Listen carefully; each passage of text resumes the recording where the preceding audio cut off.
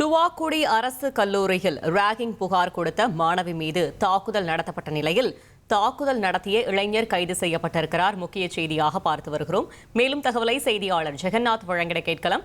ஜெகநாத் வணக்கம். அந்த கைது செய்யப்பட்ட மாணவர் மீது என்னென்ன வழக்குகள் பதியப்பட்டிருக்கிறது? அவரிடம் மேற்கொள்ளப்பட்ட விசாரணையில் என்ன தகவல் கிடைத்திருக்கிறது? முழு விவரங்களை சொல்லுங்க. வணக்கம்.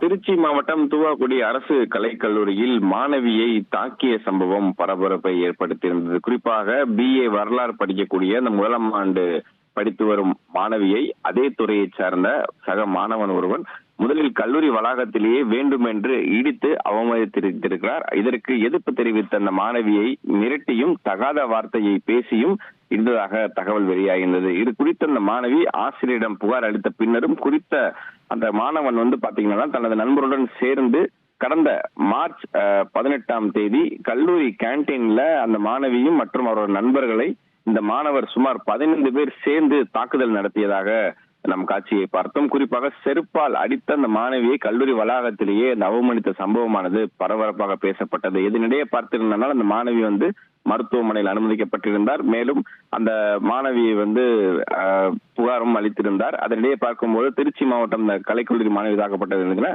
அந்த மாணவர்கள் கிருபாகரன் என்பவரை கைது செய்து தற்போது திருச்சி சிறையில் அடைக்கப்பட்டிருக்கிறார். மேலும் பார்த்திருந்தால் தற்போது அவர் மீது 3 வழக்கின் கீழ் பதிவு செய்யப்பட்டிருக்கிறது. அதன் அடிப்படையில் தற்போது இந்த சக மாணவனான கிருபாகரன் கைது செய்யப்பட்டிருந்தார். நேற்று இரவு தற்போது அவர் திருச்சி மத்திய சிறையில் அடைக்கப்பட்டிருக்கிறார் என்பது குறிப்பிடத்தக்கது. தகவல்களுக்கு நன்றி ஜெகநாத். உங்கள் தந்திவன் தொலைக்காட்சியில் காதலும் கலகலப்பும் நிறைந்த ஒரு புத்தம் புதிய ஃபேண்டசி தொடர் ராஜா ராணி தினமும் இரவு 8 மணிக்கு.